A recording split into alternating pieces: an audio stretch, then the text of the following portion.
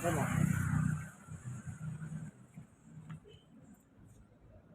Hello mga panyero. Right now, nandito tayo ngayon sa Pasig River.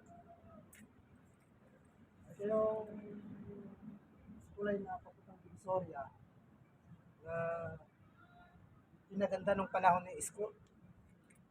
Yan naman dito, ito yung likod ng post office.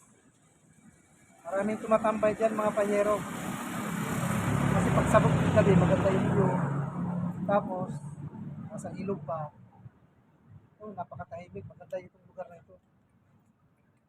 Tapos, doon naman banda, yun yung tulay going to Santa Cruz. Hindi ako nagkakamali.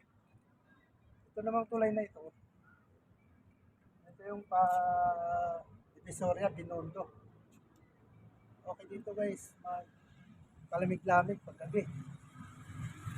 At anong oras na? Ay, alas 11 na yata ng gabi. Ganda rito guys, oh. May tambay.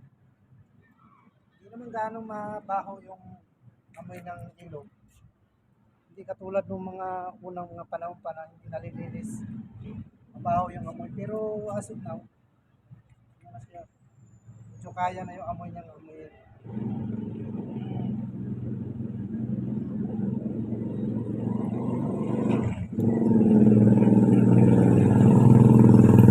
Sige guys, manyeros.